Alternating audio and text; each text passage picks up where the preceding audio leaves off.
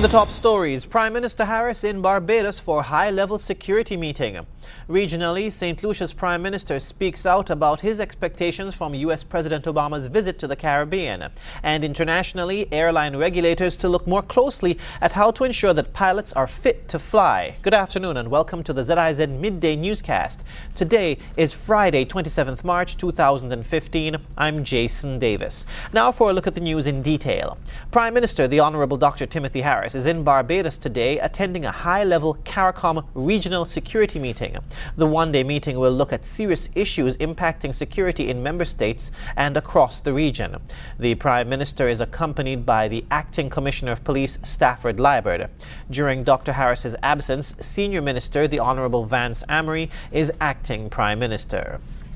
The St. Kitts Teachers Union has signed a memorandum of understanding with the FNB Credit Union as part of plans to move the Teachers Union forward. On Thursday, representatives from the executives of both organizations were on hand to witness the beginning of this partnership with a signing ceremony at FNB headquarters. According to a statement, the St. Kitts Teachers Union, recognizing the significance of partnering with a sister union organization and in its need to further enhance their members' overall development, welcomed the opportunity of establishing a relationship with a strong credit union. President of the FNB Credit Union, Peter Jenkins, welcomed SKTU and its members and urged them to fully utilize the products and services that were specially designed for them. He noted that the SKTU is at the forefront of providing education, training, and discipline to the youth. He said with this partnership, the teachers will have more convenient access to superior medical services, to superior financial services. President of the SKTU, Ron Dublin Collins, said he was pleased to establish this partnership with the FNB Credit Union to provide well-needed services to meet the financial needs of the members and to work collaboratively to enhance the education sector. Long-serving member of the Department of Agriculture and Worker Roslyn Cranston has been commended by Minister of Agriculture on Nevis, the Honorable Alexis Jeffers, for her contribution to the development of agriculture and, by extension, Nevis. Jeffers was at the time delivering remarks at the department's 21st annual Open Day opening ceremony on Thursday at the Villa Grounds in Charlestown. The two-day event is being held under the theme Strengthening the Drive Towards Food Security. Jeffers said Cranston had served the department with distinction for more than 20 years and she was deserving of the honor. He said he was hopeful that she would continue to inspire other workers to serve as diligently as she had over the years. The TDC Home and Building Depot in St. Kitts will be hosting its second annual Farmers Market as part of their Farmers Month initiative. The event is slated for Saturday, 28th March 2015 at the TDC parking lot and will feature fresh farm produce and ornamentals. Complementing the outdoor activity will be the ongoing discount sale on lawn and garden supplies. Farmers Month is organized to show appreciation to the farming fraternity for their support of the company, while recognizing the efforts of farmers for their contribution to the sector with emphasis on food security and import substitution. Over the 4-week period, field representatives from the TDC Agro divisions have been visiting and interacting with farmers, along with other persons involved in crop production, to find ways by which this company can better serve them. In news from across the region, out of St. Lucia, U.S. President Barack Obama is scheduled to meet with CARICOM heads in April in Jamaica for talks on an energy security initiative.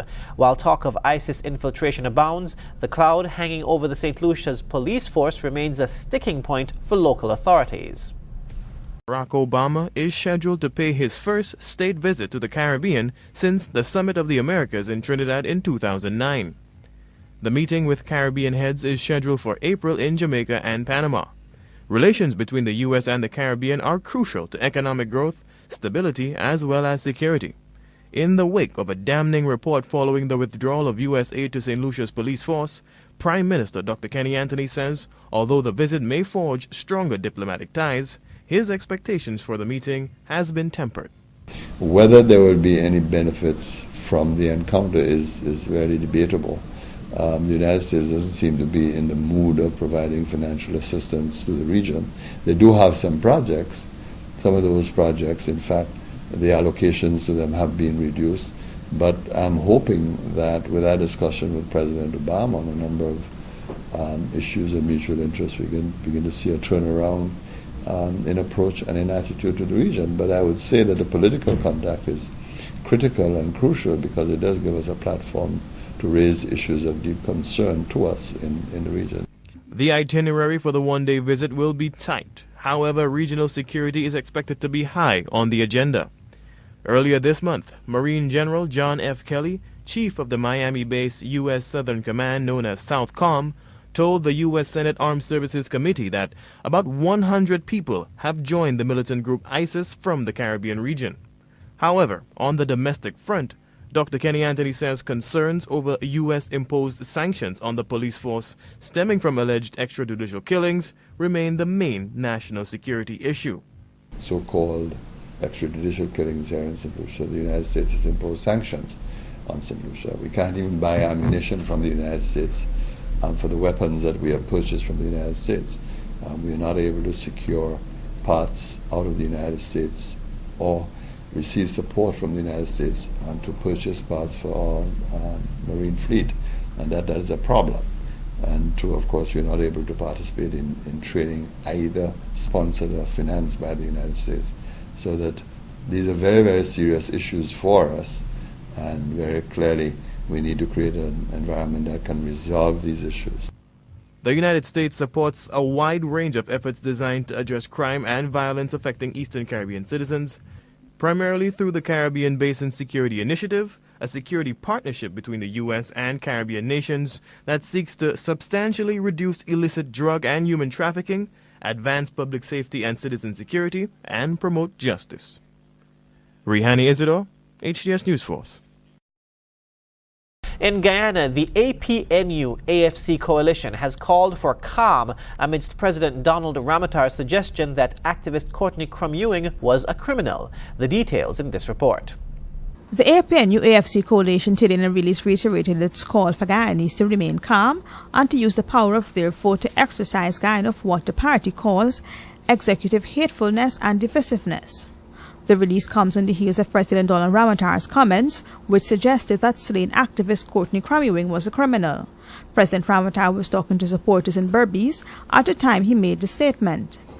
The coalition in its release said it was shocked and appalled at the recent statement by President Donald Ramotar, which bear all the hallmarks of incitement designed to create an atmosphere of anxiety and uneasiness. The coalition also stated that when the head of state hides behind a cloak of immunity guaranteed to him by a constitution, his party once promised to review, and uses the protection of the presidential office to maliciously attack and slander a deceased patriot by calling him a criminal and a nuisance, then Guyana has discovered new trenches of indecency. Crumb-Ewing, a father of three, was gunned down on March 10th as he called for residents in the Diamond East Bank community to vote the ruling People's Progressive Party out of office. Crumb-Ewing for several months protested outside the office of the Attorney General, Anna Nandalal, calling for his resignation over his admittance of misusing public funds and other issues. Reporting for Capital News. Internationally, heavy rains have brought torrential floods and mudslides to parts of Peru and Chile, including the Atacama Desert, one of the driest regions in the world. The scale of the flooding has been difficult to believe. In southwestern Peru, it almost submerged this bridge. Further north, the rain brought down this landslide right in front of emergency workers. The country's president has declared a state of emergency here. With roads blocked, communities are cut off and supplies are running low. Further south, in neighbouring Chile, the rain is still causing trouble. Copiapó is the capital of the Atacama region, normally one of the driest places on Earth. It normally gets about a centimetre of rain a year. Not this year. It's taken the authorities completely by surprise. Since yesterday morning until today, we've been calling. There is no chance of help from anyone. We don't see even any vehicle on the road. So right now I'm surrounded by mud. Some help is getting through, but helicopters are the only way to get around, and they're overwhelmed. Here they rescue people trapped in a collapsing house. This water should have fallen as snow high up in the mountains. Instead, because the weather is unusually warm, it's falling as rain. The storms have been the heaviest for at least 80 years. Meanwhile, other parts of Chile are suffering from drought. The chaotic weather is testing the country's resilience, and forecasters say it could get even worse in the next few months. Bill Hayton, BBC News. German investigators are going through items seized from the homes of Andreas Lubitz, the co-pilot of Germanwings Flight 9525. German news magazine Der Spiegel reports they found evidence that Lubitz was mentally ill. The news is forcing regulators to look more closely at how to ensure that pilots are fit to fly. Jeff Pegues reports. On airlines in the United States, the cockpit door is reinforced with bulletproof material, and a series of locks keep the pilot sealed off from the cabin and crew.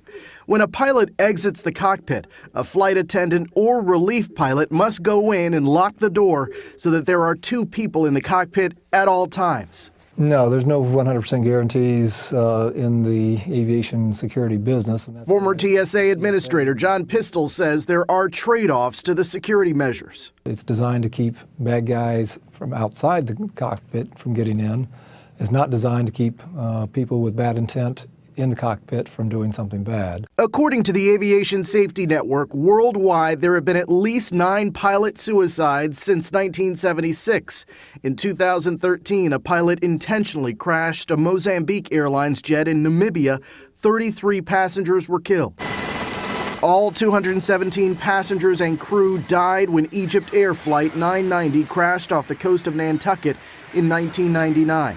U.S. investigators believe the co-pilot was to blame. Before they are hired, U.S. commercial pilots are screened and evaluated. On the job, they undergo medical exams every 6 months for pilots 40 or older, and every year for those who are younger. Do you think it's possible that pilots with depression are slipping through the cracks and getting behind the controls? It's always possible. Dr. Gary Miller, who is a Federal Aviation Administration designated medical examiner for pilots, says the backbone of the system is self-reporting. You're legally required to disclose those things under penalty of jail and fine if you fail to do so. But, of course, people can lie.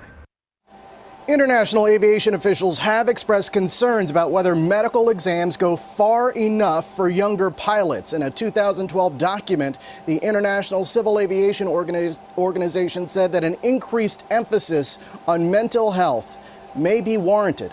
On to the weather. Skies today and tonight will be partly cloudy to cloudy with brief passing showers. A broad area of high pressure is generating a moderate to fresh wind flow across the islands. Shallow cloud patches and pockets of moisture will move across the islands to trigger brief cloudy spells and passing showers. And the weather brings us to the end of the ZIZ Midday Newscast. Join us this evening for these stories and more in detail. Thank you for watching. I'm Jason Davis. Have a great day.